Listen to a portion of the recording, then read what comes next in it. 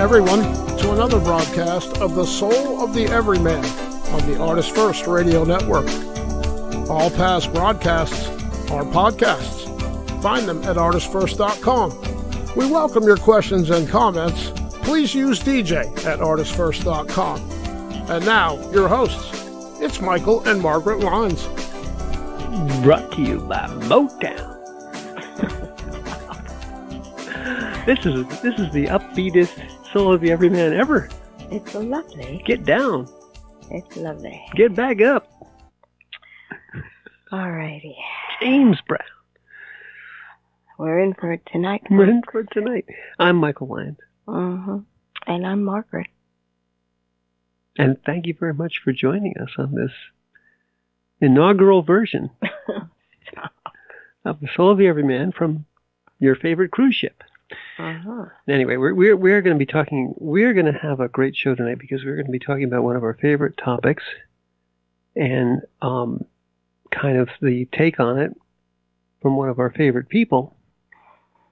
And I'm going to let Margaret start off because it was her insight to come up with this. So, are you ready for that, or do you want me to just vamp for a little while? No, I can launch. Launch. All right. Well, we have a tendency to assume that certain words mean the same thing for you and for me. So, when we were discussing the word personal and intimate, those two words, most people kind of lump together as, well, isn't it the same thing? If it's something's personal, it's intimate to me. And no. Well, we need to define. I'm sorry? What? You're a little off mic. Oh, alrighty. Sorry, guys. We need to define personal and intimate, especially when it comes to the concept of awareness. Awareness, personal awareness, literally is your ego being aware of what is surrounding it, what is going on around it, how it relates, whatever it may be, whatever is out there, how does that relate to me?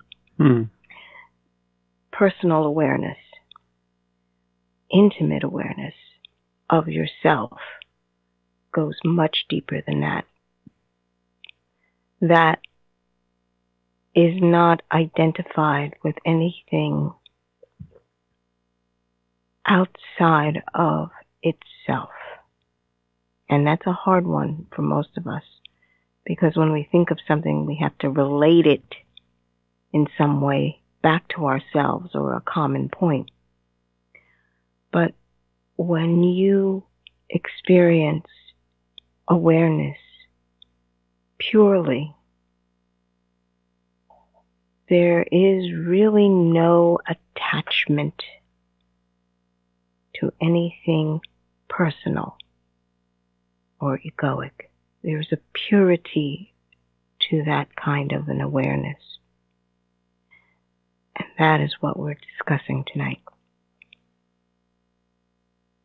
And I liked where you started with the personal awareness, the relationship that you have with yourself is a good way of putting it, and how you identify yourself to yourself, and right. That sounds a little weird, but we all do it, and when you point it out, it starts to sound funny, and part of becoming aware is to point it out to yourself.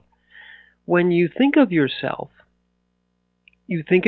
in terms of, well, I'm a mom, I'm a steelworker, I'm an artist, I'm tall, I'm handsome, I'm poor, nobody likes me. None of these labels. Well, they're labels, yes, but they're also as Margaret just said very, very, very aptly, they're defining yourself to yourself in reference to, in relationship to an external thing. So you say, I, meaning yourself, am, this is my being state, this, that, I'm this particular, affiliation with this particular association. I'm a Mason. I'm a carpenter. I'm, whatever it is, it's not your being. It's not who you are. It's not, in fact, it's not a real thing. All right. So what does that mean? Yeah, a Mason is a real thing, and a carpenter is a real thing, and whether you're rich or poor are real things. But when you do that, when you identify yourself, your being with a thing, you're basically objectifying yourself. We talked about that a little bit in other shows.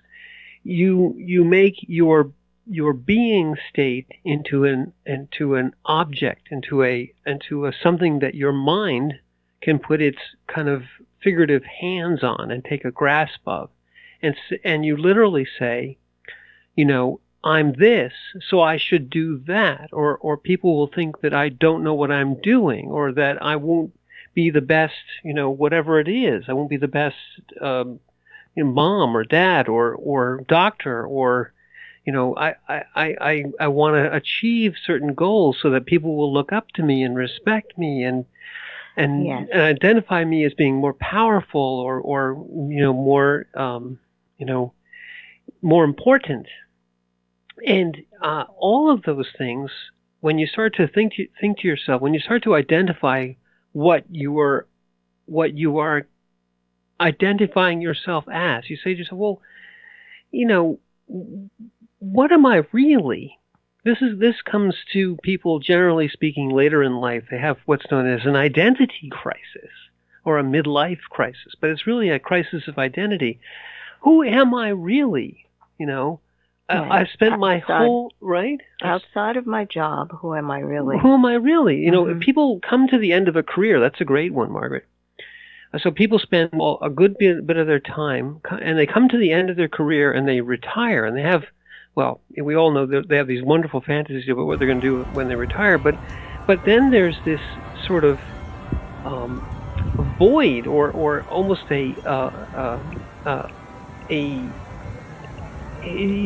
people who retire, generally speaking, feel as though they're suddenly less capable, less able to do. Suddenly they're unsure. People who spent their whole careers being wheelers and dealers and decision makers suddenly turn into these little, well, I don't know what to do now, because their identity, the persona, the person that they thought of themselves as being, no longer exists anymore. And though you'll see this sometimes, people will go back to their old haunts. And it's almost like this, well, I used to be this and I used to be that, and people would look up to me, and people, I had 100 people working for me, and that made me feel good, and now I don't feel good anymore.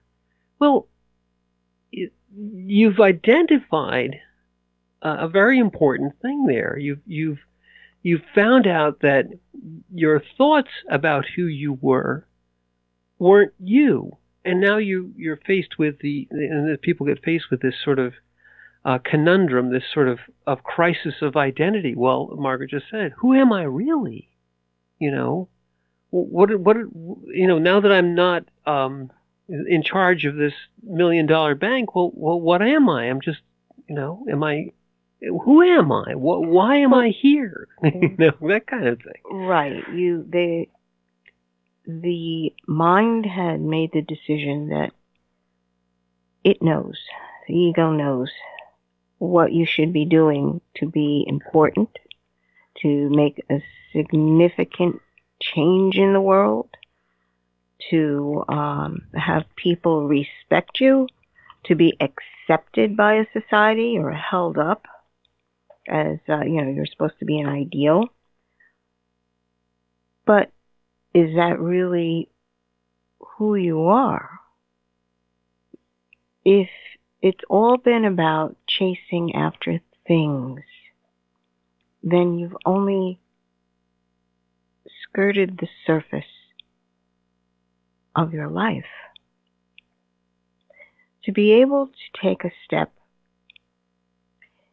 in beginning to see yourself as that consciousness, the consciousness that is, and distinguish it from what role you have played. Maybe that's the best way to put it. To be able to identify yourself and then see the different roles that you had been participating in, whatever it may be, a father, a mother, a dutiful daughter, a grandparent, or in the workforce, culturally, doctor, lawyer, Indian chief, Right, or even people identify. You said culturally. I was going to say people identify as I'm this culture versus that culture. I'm right, a cultural identity. Yes. And that's all part of that personal awareness.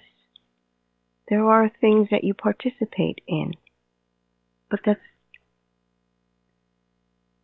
ask the question, who's participating in it really?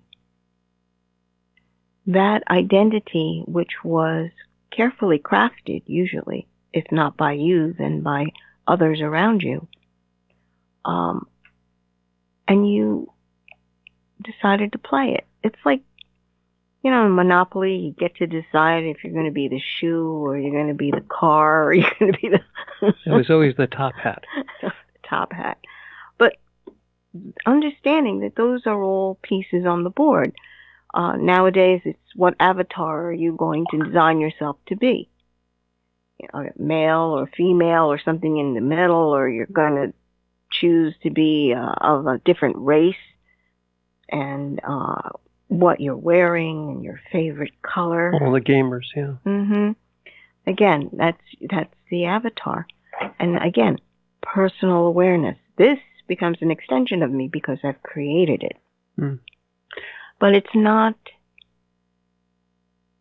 an intimate look into who you are.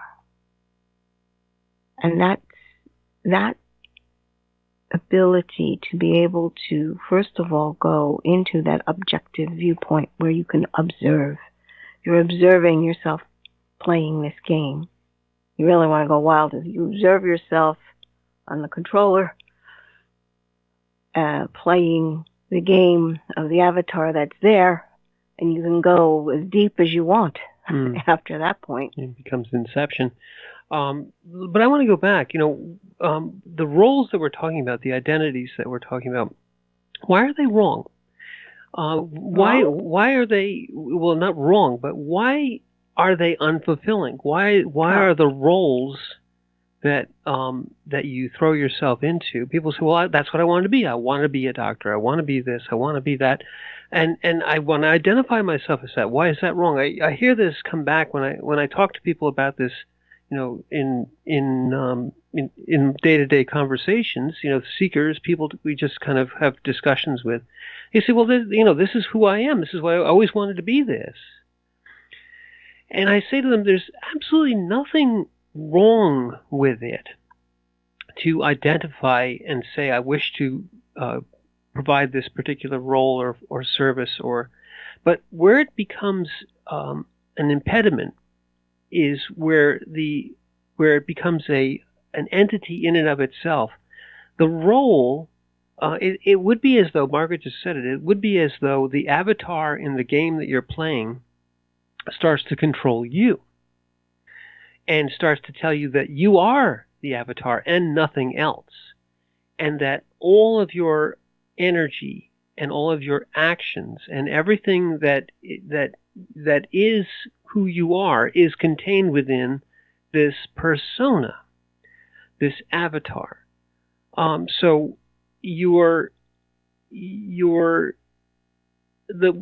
hesitate to use the word ego, but it is. But your avatar, your created role, is also parasitic, and it's jealous. It's jealous of one thing: your attention. The thing that is most precious about being, other than being itself, is the energy with which it was instantiated in the world. You come into this world as a spirit, as an energy form. You inhabit a body, you acquire a soul, and you then are incarnate within this dream of a common dream here. You are a being within it. One of the things that's extremely tempting about these ego avatars is that they strip away that sense of being that all of us are born with. When you first see an infant incarnate in flesh and you meet their eyes, you see the being, because they don't have all these things kind of strapped onto them yet. They're all potentially there, but they haven't learned or haven't been exposed to, in this particular incarnation, these limiting roles. They remind you of who you actually are. You are a being with all the other things stripped away. You no longer think of yourself as this or that or the other role. When you first meet them, you just are. And it's refreshing. But to come back to the idea of these roles becoming parasitic and taking over your attention, your energy, and in many ways can become, if the experiences that you're going through are extremely negative or extremely filled with pain or suffering, these ego identities, I'm always a loser, I'm always wrong, everyone's out to get me, I can never do anything right, I can never succeed in life, I have a curse upon me, I'm forever unable to fulfill. These are the ego roles that people also unfortunately acquire. They aren't all these. Well, I'm going to be a fireman and fight fires. It's I'm going to be this this person who can never succeed at anything. That's a role, and that unfortunate entity requires one thing from the being: attention and energy, and it will do almost anything, any behavior or any set of circumstances that can be twisted such that that entity acquires your attention, acquires your energy, will happen. And these types of roles which promote suffering, or which cause situations to occur around you which are suffering for others or suffering for yourself, also become, in essence, they become the identity of who you are. They become your I, your little I. I am someone who is never able to succeed. I am someone who's bad or wrong or less than. I am not able to succeed or do anything right because of all the things that happened to me beforehand, or I'm never able to get ahead because of all the things that are piled in front of me and all the terrible troubles that I have to go through. These roles become confused, and they become your personal awareness. I'm someone who's unable to do, unable to be, unable to succeed, unable to live life. That's a terrible role that becomes, unfortunately, the identity. And these are not nice entities at all. Well, this is where your awareness has become entwined with the story. Okay, because those are all stories. Those are all thought patterns that are repeatedly coming up. Those are almost like patterns, mind movements, I believe is what Tolle had called them. Mind movements that are habitual. And these are the stories that you wind up saying, well, this is who I am. But you're more than that. You are more than what you think. And most of us learn to go about our lives by thinking about it first, then putting together something and then going into it, which is it's just using thinking as a filter before engaging into that moment instead of living. There are people who do rehearse certain things first before they even attempt them. And that's good if it's a skill, like you have to practice a physical movement, if it's a sport or running or getting the angles right, because of the strategy of the game, etc., etc. But having your story so meshed into your awareness that you can't tell the difference between the consciousness, which is the observer of your life and the events and the world around you, the observer, and the story. That separation is needed to be able to experience the fullness of your consciousness or the intimate awareness of who you are. Well, that's great. I mean, exactly the line you have to draw, the bright line. The intimate awareness of who you are is exclusive of these thought forms. And it's exclusive of this projection. So this is what's going to happen. I know because it happened this way before, and these people are out to get me, and over here, whenever this situation happens, I know it always turns bad for me, and nothing I ever do comes out right, and all of that. Or, as you said also, I've got this big thing I have to do tomorrow, and I've got to think it all the way through, and think of every possibility, and then figure out what I'm going to do, and when this happens, and when that happens, and then if this happens, I'll say this, and if they say this, I'll say that, and you work out this whole thing. Now, during that whole process, people will say, well, I'm just getting prepared. What you're doing is spending your precious awareness and energy on thought forms and fantasy, on projection, on in essence the temptation to the temptation to say that what I think is going to happen is reality, and that all of the things that I am thinking about are things that are actually occurring in the world at the moment, and they're not. They're largely a limited and incorrect projection, and they can actually cripple your true awareness of a situation. If you go into a situation thinking that you know how it's going to develop, what's going to happen, you can actually, this is the classic Greek tragedy. You can actually cause what you don't want to happen by coming in with the idea that I know what's going to happen. If you know what I mean. Mm-hmm. You literally snatch the saying, of course, Margaret, is you snatch defeat from the jaws of victory.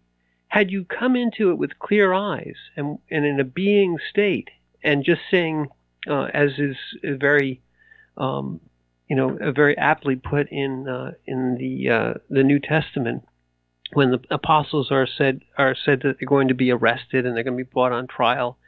And what will we say? How will we defend ourselves? And the very wise saying is, the revelation is prepare no defense. Do nothing. Bring your presence and awareness to the situation, and the words will come. In other words, open yourself to the moment of now, and what is required. The moment of now requires your presence. You're exactly where you're supposed to be.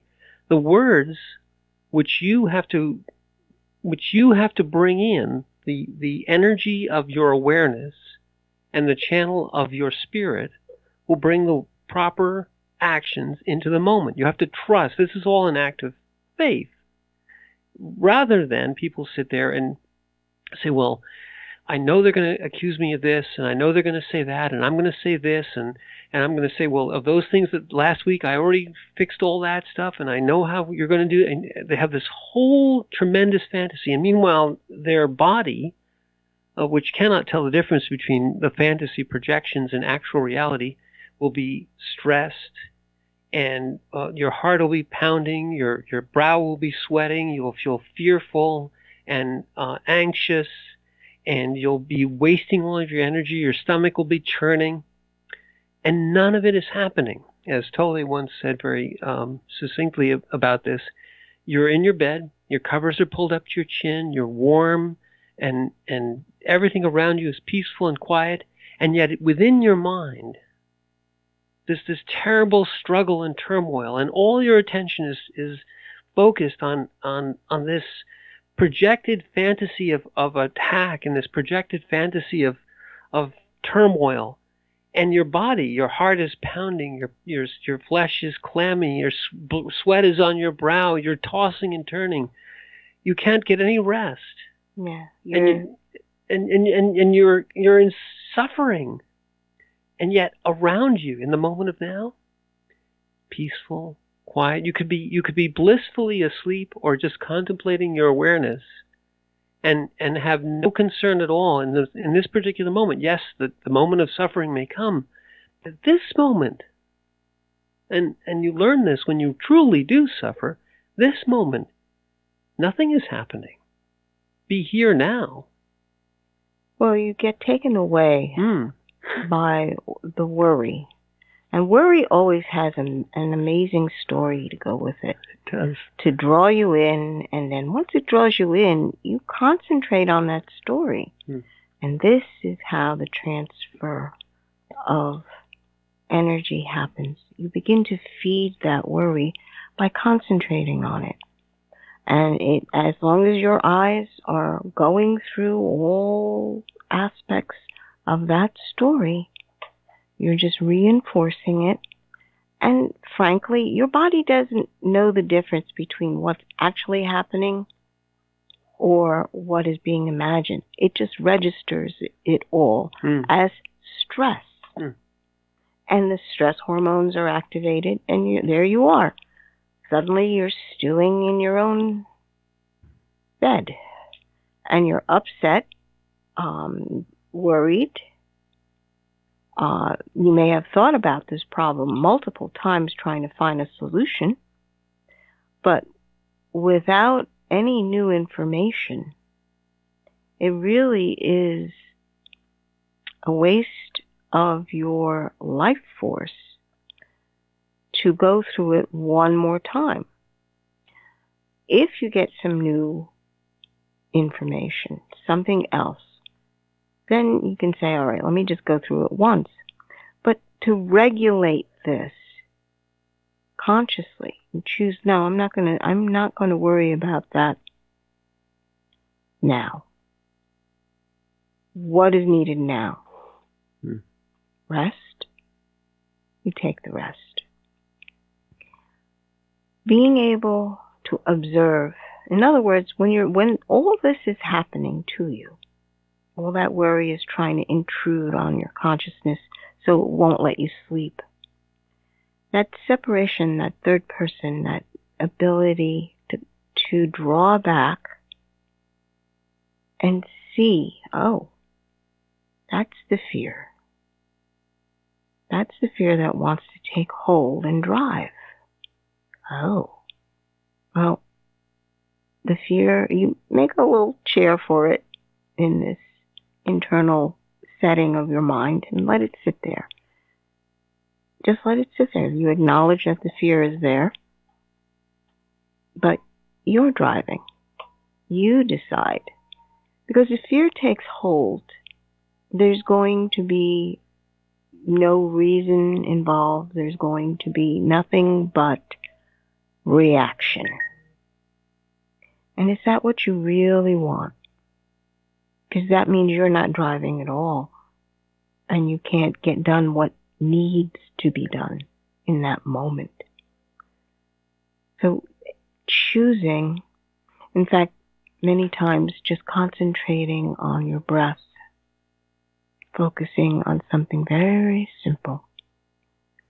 And with every exhale, letting go of the tightness that's surrounding yourself. An easy, slow, and deep breath. And you can, if you need to, just continue doing that. And become aware of your body as you breathe in and breathe out. It's amazing how it will bring that frantic energy level into a steadier, more stable state. And that, to go back to where we started here, that particular example is very common, and that's a personal awareness. Why is this fear, which is not currently existent? It doesn't. The situation that you're imagining, or it's best to say that you're thinking about. The situation that you're thinking about and trying to figure out what to do, is a persona. I have a problem. I need to fix it. I can't spend any time relaxing because I have to worry about it. I have to think what I'm going to do next and what's going to happen there. And I have to think of all the things that I've done and all the things that could happen.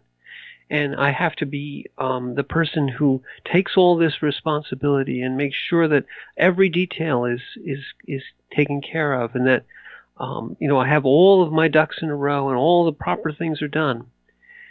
All that stuff is yes, you have an intimate awareness of what is a personal awareness of what is going to happen. You are meticulously going through a situation which does not exist. And as Margaret said, though, your body and your mind and the persona, which is, in essence, making this as real as it possibly can for its own reasons, this particular persona that is going to worry about these things and make sure it gets them right and get all the ducks in a row and do all that stuff, that's a persona. Masquerading as your being, saying, I have to do this. I have to worry about this. I have no peace because all these problems are mine and all these troubles have to be solved by me. And, nothing else in the world matters except what I have to do tomorrow and the next day and the next day and the next day. And why is it always me? And all of that becomes its own little energy entity. It becomes, people have looked at this neurologically, physically, as these neuroses, and there are actually physiological changes both in the brain and in the body, which correspond to the mental activity, to the electrical mental activity, the brain activity that's going on, and they, the pattern is repeated on many, many different levels. But at the end of the day, it's all within the consciousness and requires the energy of the consciousness to pay attention to it, for it to actually survive and live and in essence have its own being, its own existence. Yes, it does not exist unless you pay attention to it. Isn't that an interesting thought? And it doesn't exist if you tell it not to. If your being, in essence, withdraws its attention, Margaret just described the way of doing that, by concentrating on the simplest of things, you take what? Your awareness, your attention, your energy, and focus it, in this case, on breath, on the body. Well, it doesn't have to be that, but that's a very simple thing. You have to breathe. And if you pay attention to it, your awareness is not able to be split to that other thing, the worry, the anxiety, and all the neurosis, and all the electrical activity, and all the problems of the stress hormones, and everything in your body, which reacts to that energy, that attention being paid to the non-existent, in essence, fantastical situation that you've made up, that this persona of yours, this personal awareness has made up. And people say, well, that's really going to happen. It's really you can't just say it's not going to happen. I'm not saying it's not going to happen. What I'm saying is it's not happening now. And there's a huge difference between those things. Because the thing that the ego wants to do all the time is saying, I know what's going to happen. And I know what we can do about it. The ego wants certainty. And it wants certainty mainly because it's afraid of what it doesn't know. The personal awareness is conflated or it at its root, it's often driven by an emotional engine and an emotional welling up of power. Your emotions steal power from you, steal energy from you.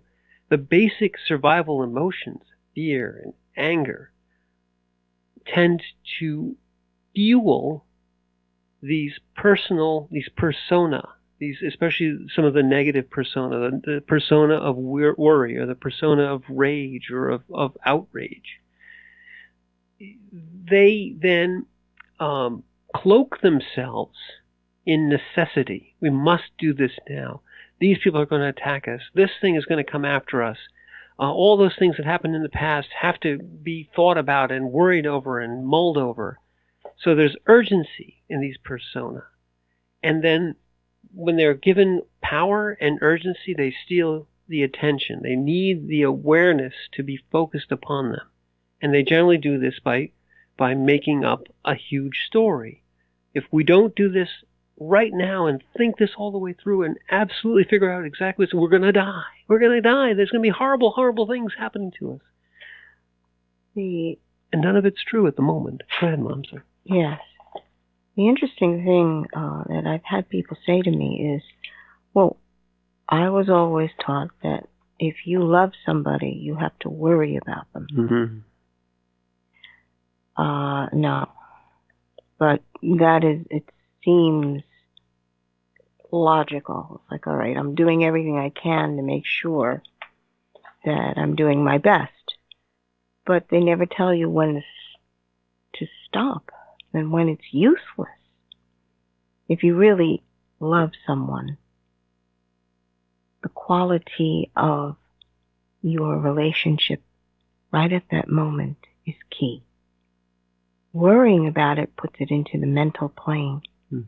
And does that person really need you in the mental plane right now? Or do they just need you to be with them, holding their hand? Instead of mental thinking, sitting there thinking, well, I know better, I know what I have to do. And I've said this before. Watching the kids on the cancer ward and their parents, you would get a parent who basically was trying to do something else except be there by their bedside. And that sounds horrible, but it's true. You would get the excuse of, well, I think it's those pesticides that gave my son this cancer. I'm gonna go investigate. I'm gonna see if I can trace that down. And in the meantime, the child's sitting there in the bed, about ready to go through a really grueling procedure, and Dad doesn't want to be there. he thinks that he'd be more useful doing it this way. That is putting the idea of the persona, the personal awareness in front, and trying to say, well, this is who my child is relating to. This is Dad. So Dad protects. Dad finds out these things. But the child's looking at you going, hold my hand. I just want to be here with you. That's all he really wants. To be able to look in your eyes and be together with you. Not you traipsing off, tilting at windmills. You are needed in that moment of now. And only you can fulfill that relationship with the child. Whether it be father, whether it be mother, whether it be friend, or sister or brother. Only you in that moment can fulfill the need that is obvious in front of you. But many times people refuse to see it because they feel like they have failed. And they weren't able to save their child from ever having to go through this. And that's fine. We understand. We truly, truly understand that failure, that feeling. But what is required in that moment? It's not about you. It's about who is in front of you in great need at that point. Can't you just reach out your hand and hold this little one? Because that's all they want. But it does take courage to let go of what you think you should be doing. What the world tells you should do. That I want to stop right there, because that's really the crux of it. And I want to just reiterate. The personal awareness is safe. I'll tell you why, because it's all within your mind. It's all within your thoughts. And Wait. it's Safe where? I'm going to explain. The personal awareness is comfortable. It's safe.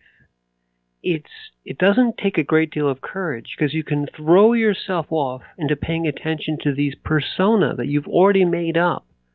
This is my role. I have to go to work. I have to go do these things. I have to go pay bills. I can't be here and just be with you.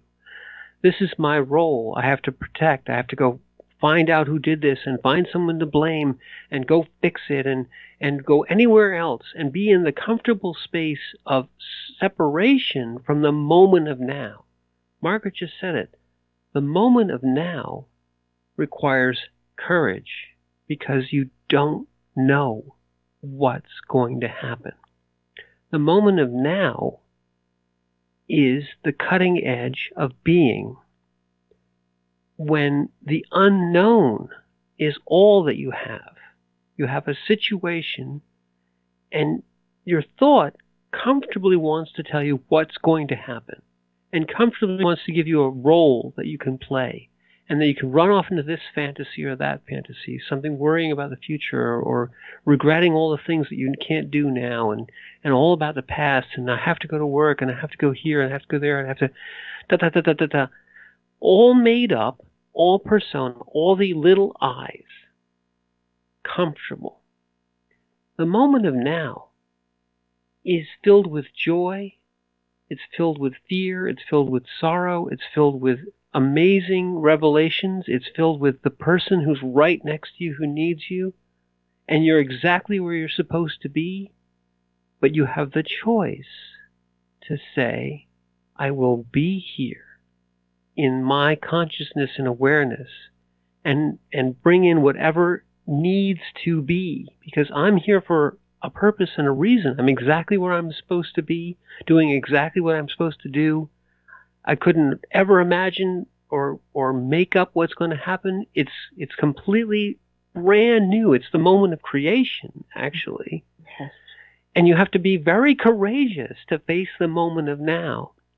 Persona that you make up on your own, and all the little roles and everything that you have to do and all the stuff that you want, all that's comfortable fantasy, even though, yes, those things could happen, or that did happen, or these are the roles. But to throw yourself and your attention there means that you don't have to be here in the uncomfortable, scary, wonderful, joy-filled, amazing moment of now where you can do exactly what you're supposed to be doing. The reason you came into this moment of existence is that you are supposed to be there. You're exactly where you're supposed to be with the choice. The choice is I, the greater I, the consciousness, will be here. And if that means that in this moment I have to watch someone suffer and help them do it, or in this moment I have to bring joy into that moment, to witness, or to just be and do nothing but be, that's hard. Yes. That's scary. It takes courage. All the other little roles, the persona, the personal awarenesses, the made-up stuff, is comfortable and safe. And I can throw myself in there and pretend that I'm doing something. Pretend. Right. No, it is a projection. Yes. When you are projecting this role, this is what I do as a protector. I'm supposed to be doing this. It's like, no. This moment, can you actually be here in this moment and see what is needed? Because it does take courage to see what is needed right now. And then more courage. You have to be brave and say, okay, I know that this is the need. Just me being here with you. And this situation is not about me or what I feel, but it is about you, my little one. And how are you feeling? And listen. Oh my goodness. If you could just listen to the response right at that moment, there is an underlying relief in the little one. When that happens, it's like, oh good, I can voice this. I don't have to take care of you. Because they can read you. Your children know you better than you know yourself. I can just be me, and I can tell you that I'm afraid in this moment, and it's not going to scare you. Okay, I can do that. They were taking on the burden of your fear. Do you understand that? They look at you and say, oh, mommy or daddy is so afraid. Okay, what can I do to help them? Who's the parent? Oh, you are there to witness and to help in the best manner you can. And to be brave enough to say, well, maybe right in this moment I can do more things. Okay, simple. Now take patience and take courage and take the eternal spirit within you, your heart, because you love so deeply. You ask through your heart, please pour some wisdom into me to know how to handle this moment, because I love so deeply. This one needs this right now. What can be done? What can I say? What can be? What can my presence bring to help this moment? Because you put yourself aside. This is what the core of intimacy is. Put yourself aside and you've opened your heart up to see what the heart of the other actually needs. You can't get more intimate than that, people. And you know, then people will say, but I'm not in that situation. Always. Exactly. Every moment of now, even the most mundane, has those same elements in it. The intimacy of awareness is the realization that whatever the moment is, as peaceful and joyful and completely unaware of anything that could be problem, no problem that is on the horizon at all. There's nothing happening, nothing going wrong. If you're intimately aware of that, you're doing exactly what you're supposed to be doing. And you're actually in the moment of now, not stealing from it. Let me give you an objective example. Nothing is going wrong in your life. We sort of said that before. Nothing whatsoever. Yet, in this moment of now, the personal awareness can be consumed with suffering and worry about what happened 20 years ago, or what's going to happen next week, or anything except the moment of now. Why? Because it's more comfortable to the personal awareness, even when there's absolutely nothing going on. Forget about being in the hospital with someone who is dying, or yourself being under great suffering or duress. Okay, those things happen, and you have to be there too. But just say everything's going great. But yet, in that moment of now, when literally somebody could look at you externally, someone in awareness could say, this person is in a blissful moment of peace. Nope. Their personal awarenesses, because they're more comfortable doing this than being in the moment of now, being in the blissful, completely peaceful moment of now. You will find people in the blissful, completely peaceful moment of now who will do anything to not be there. They will invent problems. They will make trouble. They will cause suffering because they're more comfortable there than being in the moment of now. That the unknown, blissful moment of now is uncomfortable to the personal awareness. The personal awareness wants you to do the role. Oh, I'm the person who has to worry about everything. I have to worry, or or the world will collapse without me. Or I have to tell everybody what to do because the world will stop operating unless I tell everybody what to do. Or I have to worry about and not forgive those people from 40 years ago who are already dead. Because if I stop thinking about what they did to me for one femtosecond, they're going to be somehow justified. Well, I'm going to make sure that never happens. And that's comfortable. And when you come to the end of yourself and you realize that you've wasted 40 years doing this, you say, well, why am I here? Well, because your personal awareness, all these things which drew your attention away from the moment of now, aren't worth spending your life on, but they tell you that it is. And when you finally realize that your life is coming to an end, because regardless of all the fantasies that you do, your being marches on and your existence here is temporal and limited. And you've wasted it. Well, and you feel that. Yeah, no. Well, if that's the ultimate point of, well, who am I? Yes. What have I done? What is it that I've accomplished? Do I know who I am? Because all the accomplishments that you may have done in this lifetime disappear. They disappear. Because they were made out of form. Mm. It is the formless that goes on eternally.